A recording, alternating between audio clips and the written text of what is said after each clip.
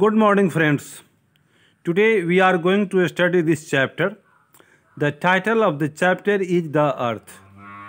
Okay, the Earth. The, the Earth. The Earth. We all know the meaning of Earth, Dharti. This chapter has been written by H.E. Bates. H.E. Bates, born in 1905, died in 1974. Born at Northampton in central England, was well acquainted with the English countryside, especially the peasants who lived there. H.E. Bates, जिनका जन्म 1905 में और मौत 1974 में हुई, वे Northampton जो England में central England में है जगह, वहाँ पर पैदा हुए और अंग्रेज़ी देहाती जीवन, इंग्लैंड के देहाती जीवन, खास करके छोटे किसानों के विषय में अच्छी जानकारी उनको थी। क्या थी? जैसे हमने प्रेमचंद का साहित्य पढ़ा हिंदी में कि प्रेमचंद कैसे किसानों की ज़िंदगी के विषय में लिखते थे, उसी तरह से H.E. बेट्स भी गरीब किसानों के विषय में लिखते हैं। वो पीजेंट्स मतलब छोटे किसान, उनकी स्थिति को अच्छी तरह से समझते थे। तो a well known short story writer, he was a well known short story writer, वो शॉर्ट स्टोरी राइटर के रूप में फेमस थे।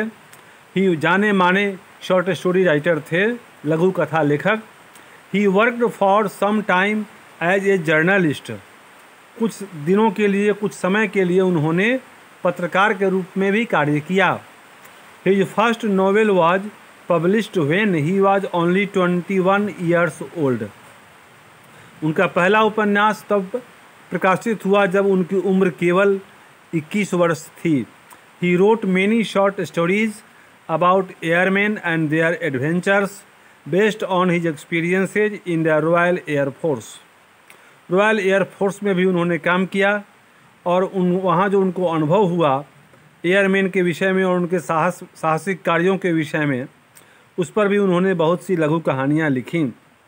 His important works include Fair Stood the Wind for France. उनकी जो महान कृति है, रचनाएं हैं, वो Fair Stood the Wind for France, The Purple Plain 1947, The Jacaranda Tree 1949, The Scarlet Sword 1951 and The Darling Birds of May 1958. The present short story The Earth, set in the English countryside, is about farmer Johnson and his son Benji. The present story which we are going to study today is about the life of a farmer whose name is Johnson and his son Benji. ये Johnson बाप का नाम है और Benji बेटा का नाम है। उसके विषय में एक कहानी है जो देहात में काम करने वाला रहने वाला किसान था। Who appears to be a simple minded person, जो बेंजी के विषय में है वो एक सिंपल माइंडेड मतलब सीधा साधा दिमाग वाला आदमी मालूम पड़ता था, सरल स्वभाव का। The story very well depicts the laziness of the parents and the growing selfishness and cunningness of their simple-minded son who finally drives them away from their home. ये स्टोरी डिपिक्ट करती है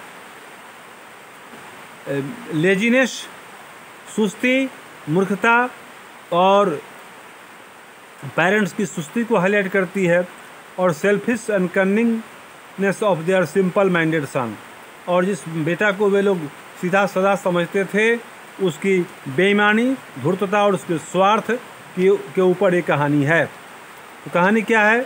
laziness of the parents, parents का laziness show हुआ है, और बेटे का selfishness और कनिंगनेस, सेल्फिशनेस और कनिंगनेस और लेजीनेस फार्मर का, ये स्टोरी का थीम है। इसी पर स्टोरी बेस्ड है। ये भाव हैं, ये भावनाएं हैं जो इस स्टोरी को बैकग्राउंड के रूप में हाईलाइट करती हैं। Of their simple minded son who finally drives them away from their home, और उनके सीधे सरल बेटे की कहानी है जो उन्हें घर से बाहर निकालता है। Work in a small groups and discuss the following. How is your family important to you. आपके फैमिली का आपके लिए कितना महत्व है। What are the responsibilities of the parents towards their children. अपने बच्चों के प्रति माता पिता की क्या जिम्मेवारियां हैं। What are the responsibilities of the children towards their parents. और बच्चों की क्या जिम्मेदारियां होती हैं अपने पेरेंट्स के प्रति। अब हम लोग इस पाठ को पढ़ेंगे। The earth. All that the Johnsons had was the earth. ये जॉनसन के पास क्या थी, तो कुछ ज़मीन थी, थोड़ी सी ज़मीन थी। Very often it seemed as if it were all they had ever had. इसलिए ऐसा मालूम पड़ता था कि उनके पास ज़मीन के अलावा और कुछ भी नहीं थी। It was true that they also had positions a plough. यह भी सही था कि वो हल जोतते थे, उनके पास में हल था। ए टू व्हील्ड कार्ट, दो पहियों वाली गाड़ी थी। टूल्स, औजार थे कुछ। ए बोनी ब्राउन मेयर, एक घोड़ी थी। Which slowly drag the plough and the cart about their rough 4 एकड़ प्लॉट। उनका जो 4 एकड़ की ज़मीन थी, उनकी 4 एकड़ की ज़मीन, उसकी वो जुताई वगैरह करता था। But without the earth these things we are useless. लेकिन ज़मीन नहीं होती तो ये सारी चीज़ें बेकार होती।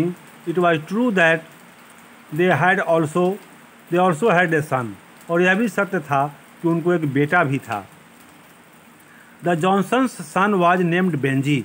जॉनसन का जो बेटा था उसका नाम था Benji. And it was more than 30 years.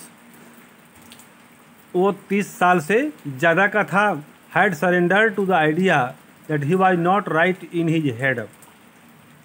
उन पेरेंट्स के दिमाग में ये बात बैठ गई थी कि उनका बेटा सही नहीं है दिमाग के मामले में, मतलब दिमाग का, बुद्धि का वह मंद है।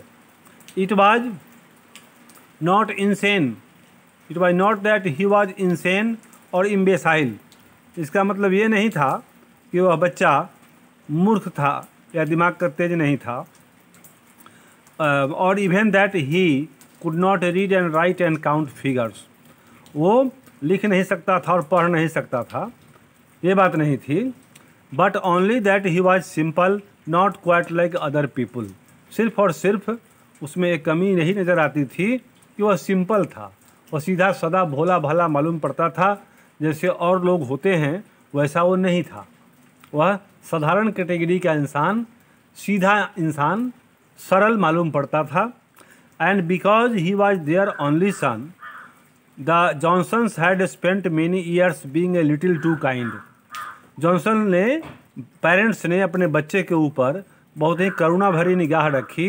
वो बढ़ता गया in their eyes than he really was. उसकी उम्र जितनी थी उससे ज़्यादा कमज़ोर वो मालूम पड़ता था दिमाग में।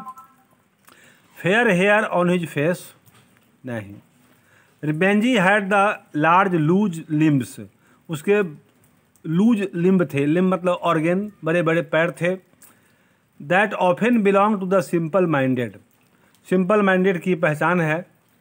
And thick soft fair hair on his face.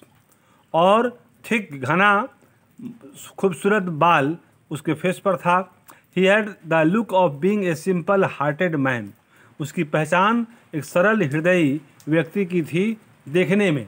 Facial expression उसका लगता था कि वो सीधा सरल आदमी है। Man as well as a simple minded man. His eyes were blue and all day long he had a simple smile on his face. उसकी नीली नीली आँखें थीं और उसके चेहरे पर एक सरल मुस्कान हमेशा फैली रहती थी। But somewhere behind the blue eyes, the simple smile and the soft childish hair, his simplicity seemed gradually to have become a kind of cunning. लेकिन उन नीली आँखों, सरल मुस्कान और मुलायम चाइल्डिश हेयर, बचकाने बाल के पीछे उसका एक चेहरा था जो बदमाशी भरा था। कन्निंग मतलब धोखेबाजी वाला कैरेक्टर था। देखने में वह लगता था सीधा सरल मूर्ख व्यक्ति, लेकिन उसके भीतर एक बेईमान व्यक्ति की आत्मा भी बसती थी। It was more than 30 years since the Johnsons, realizing that he was not quite like others, had taken Benji to a doctor. ये 30 साल पहले जॉनसन्स उसको एक डॉक्टर के यहाँ दिखाने ले गए थे, क्योंकि उनका बेटा अन्य लोगों से ज़रा हटके था। The doctor had persuaded, doctor ने उन लोगों को बोला, राजी किया, them that he needed interest that would strengthen his mind. Doctor ने बताया, उन लोगों को सलाह दी कि इसके लिए ऐसा कोई काम खोजिए जिसमें इसकी रुचि हो, मन लगे। It would be good if they gave him something to do, some occupation. अच्छा होगा अगर इसको कोई पेशा, कोई रोजगार, कोई काम करने को दिया जाए। Which would help his development, इससे उसका विकास प्रभावित होगा, बढ़ेगा। It would help a great deal if they gave him a special interest, उसको और हेल्प करेगा अगर उसको स्पेशल इंटरेस्ट वाला कोई काम मिले। To feed his sense of responsibility, इससे उसमें रिस्पॉन्सिबिलिटी की भावना आएगी। You are people on the land, doctor told them that you are people working on land. The doctor said let him keep hens, so he should keep look after hens, इसको मुर्गी पालने का काम दीजिए। So for many years Benji had kept hens, इसलिए बहुत सालों तक, कई सालों तक बेंजी ने मुर्गियों को पाला। And what the earth was to his mother and father the hens were to Benji, ज़मीन की जिस उसके माता पिता के लिए जो ज़मीन से लगाव था, वही लगाव मुर्गियों से बेंजी को हो गया। They were almost all he had, वो वही तो था। They were almost all he had, उसके पास जो था वही था।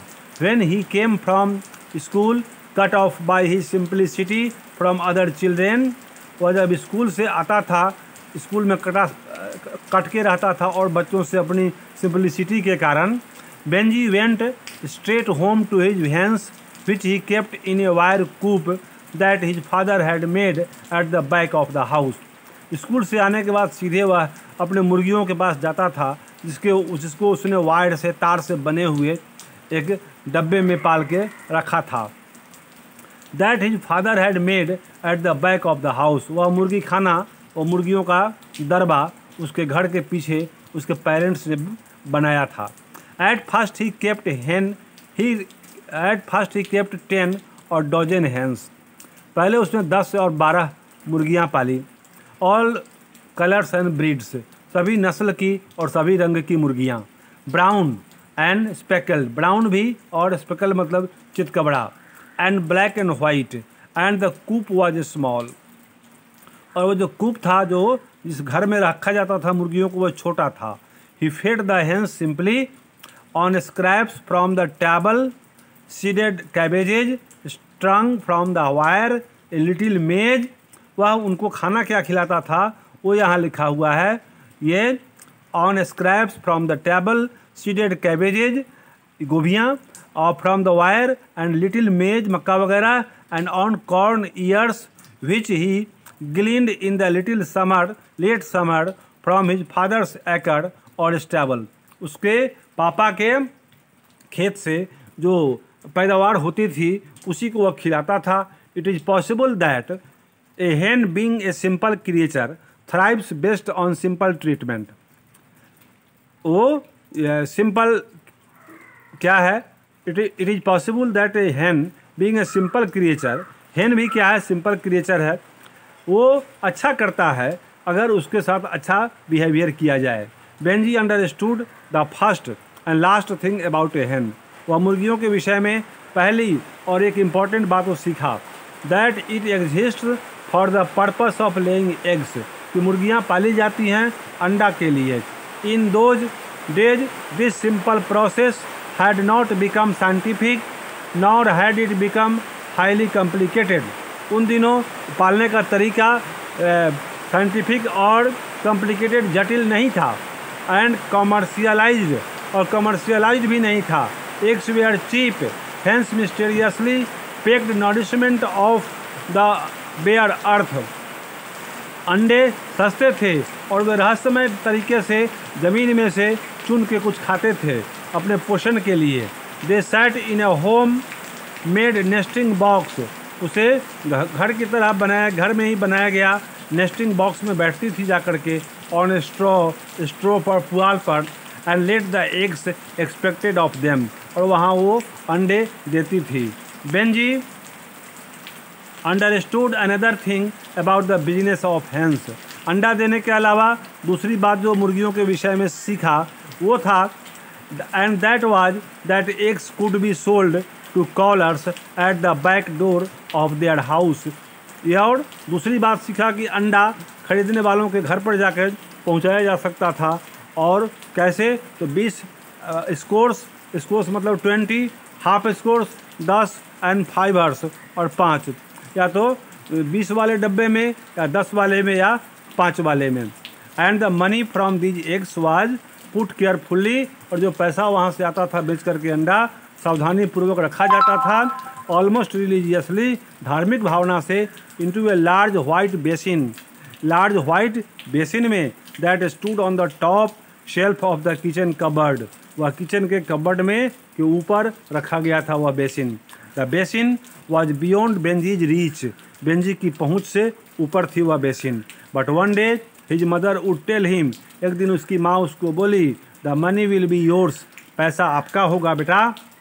You understand, your father and me are going to save the money, मैं और आपके पापा पैसा बचाते हैं, किस लिए, व्हेन देयर इज एनफ, जब पैसा काफ़ी हो जाएगा, we shall put it in the bank, हम लोग बैंक में डालेंगे इसको, the bank will give interest on it, and then one day when you are 21 it will be yours by right, ये आपका हो जाएगा जब आप 21 साल के हो जाओगे। It will all be yours and you can do what you like with it. Do you understand? And Benji would simply smile at his mother and say, yes, he understood. अब ये क्वेश्चन आंसर है। तो पहला में देखते हैं, ए simple minded person is simple hearted honest and simple looking. Johnson was interested in agriculture and earth. Johnson's position included the earth. Benji's simplicity seemed gradually to have become dishonesty or cunningness. Read the following sentences and write true and false. Johnson was a hard-working man, no lazy man. Johnson was interested in preaching, no, wrong, in agriculture. ये भी गलत, false, ये भी false. Johnson had an insane sun,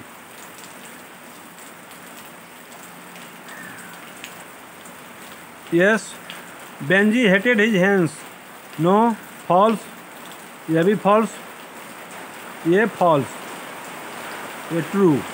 Johnson had an insane son, yes. और insane भी नहीं कहें, ये भी आपको फॉल्स है, ये भी फॉल्स, ठीक है, ये भी फॉल्स, ये भी फॉल्स, ये भी फॉल्स, ये भी फॉल्स, ये all are false. Then who is a tenant farmer, tenant farmer कौन है, आसामी।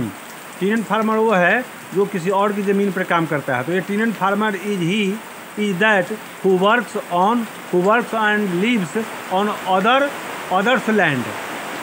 What did the doctor advise Benji's parents to ensure his mental growth? The doctor advised Benji's parents to give him a profession so that he may be engaged there. He might be engaged there. उसको पेशा देना चाहिए, इसमें engage हो जाए। What did Benji understand about a hen? He understood about a hen that it laid eggs. वह अंडे देती है। What did Benji understood about the business of hens? He understood that business of hens is to take the eggs to the house of the callers in scores and half scores and 5 and collect money from there, and the hens were collecting their nourishment from the earth in mysterious way. So this part of the video is completed. For next we will see next video. Wait for the time. Till then, goodbye. Have a nice day.